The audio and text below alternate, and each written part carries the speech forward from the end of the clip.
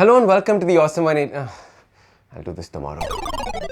Welcome to a very special two-part series on procrastination that we're going to be doing on the Awesome 180 channel. Now, procrastination is something that is very, very prevalent in all of us. We very often push things away into the future, hoping that something will happen. Maybe we'll be able to do it better in the future than we can right now. And it starts off very, very innocuously, something small and easy, but then it becomes a habit. And then we all fall into this trap where procrastination is a habit, and we just keep pushing things forward and forward and forward. And like I always say, oh, that's going to be future Ashton's problem. I'm cool, right now it's easy. And that exactly is the trap of procrastination. So in the first video, we're going to be talking about 3 ways in which procrastination is taking place in our life every single day. In the next series, we're going to talk about what we can do about this procrastination. Today, let's focus on these 3 aspects. So what is procrastination? Procrastination is putting off tasks or things that you have to do right now into the future. Why do we do this? We do this because we and our mind can fully visualize what right now feels like. But we cannot visualize what the future is going to feel like or what the future is going to be like. So as a result, it makes no sense to say that, oh, maybe my future self can't do this or will find it difficult to do this. So what happens is that we basically say, future self, now this is your problem. Whoosh. So now the future self is now burdened with all the things that you were supposed to do right now. What happens is that you have a very peaceful present and then a very stressful future. And many of us are right now feeling stressed because of all the things that we procrastinated up to this point. So our current day is stressed because of all the things that we pushed towards doing it right now. And believe me, I was a master procrastinator. And as I'm going to share with you, I'm going to tell you stories on how I started procrastinating things and the disastrous effects that happen from procrastination. So the first reason we procrastinate is because the things and the tasks that we've set for ourselves are just too hard to do. It's so difficult to do them that we say, I'm scared, just like you take it. I'm not going to be worrying about this right now. And we push it away. That 90,000 page thesis that you have to write, that big presentation that you have to make to the board, whatever it is that you feel is really hard to do, even our exercising is all part of procrastination. Today is leg day. Do I really feel like I can handle leg day today? I don't know. We procrastinated.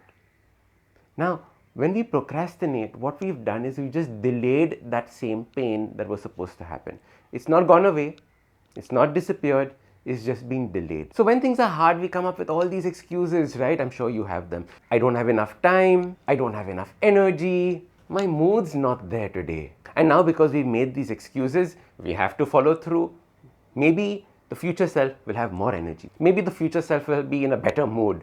Whatever it is, we push it in the future because the task is hard to do. And the reason we procrastinate these hard tasks are for 2 reasons. We hope that either an extension will be made on the time, maybe you will end up getting more time because you didn't finish the work right now. Or the second thing is that you hope that whatever you were going to be doing is going to be irrelevant, not needed, and will disappear. So you won't have to end up doing it. So these are the reasons we hope that we can push these things in the future. Let me give you an example from my family business. When I used to work on presentations for it, I used to wait for that last deadline to come, that last few minutes, and end up working throughout the night. I would start at 7 in the evening because I couldn't procrastinate any further, and then just work till 7 in the morning. That was what was necessary. And as a result, the quality was shoddy. It wasn't something that I was proud of. And I was dead and I could not present the next day. So this is what happens when we procrastinate the hard stuff. It just becomes harder as the time progresses.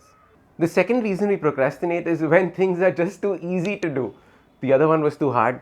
This is too easy. Now, how many times have you procrastinated on things that could be done in a jiffy, that needed no time, no energy, no bandwidth, nothing, but you said that, wow, this is so easy. Maybe I'll do it in the future. And that is what happens to us. We end up procrastinating everything into the future that is easy to do. Now, I have a brilliant story about this. We had just finished filing income tax returns and all those kinds of things. And there was just one signature of mine that was left out. And we're waiting for it and waiting for it and waiting for it. And my Accountant was on my case, Ashton, do it. I was like, yeah, I'll do it tomorrow, I'll do it tomorrow, I'll do it tomorrow. And then finally, the last second is when I signed it. If I hadn't, we would have had a fatka of 25 lakhs. We would have lost 25 lakhs in a jiffy just because of one signature, something that I just didn't end up doing. Now imagine that. For something so small, we would have made such a big mistake. This is the problem with procrastinating the small stuff. Whenever we have small stuff, we think it is unimportant.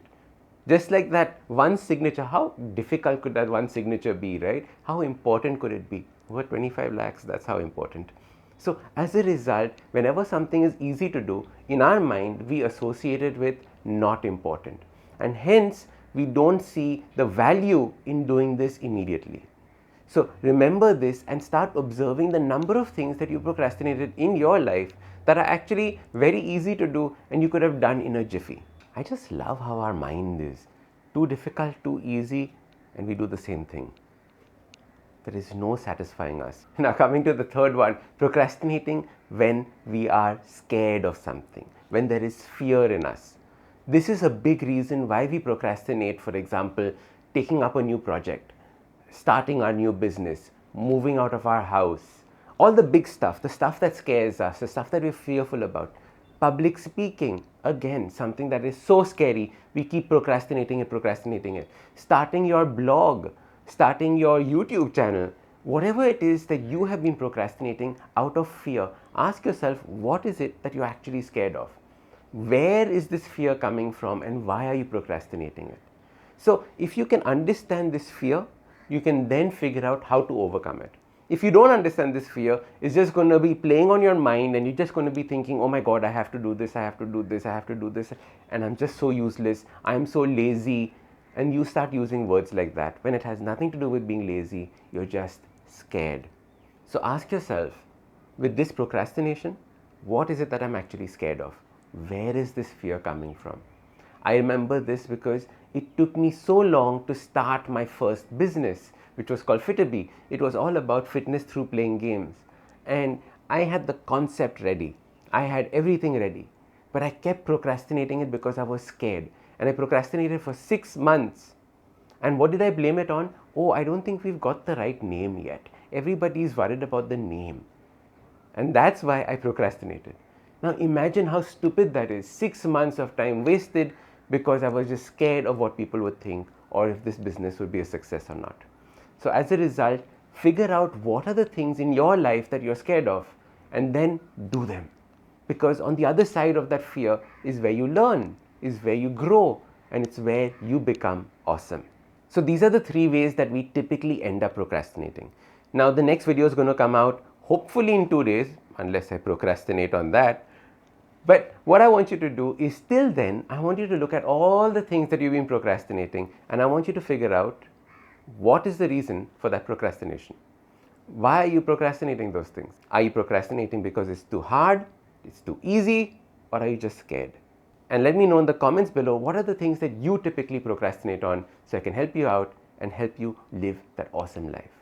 If you like this video, please don't forget to hit subscribe and that little bell. Share it with your friends who you know are chronic procrastinators and come join me for the second video in this series where I tell you how you can overcome procrastination.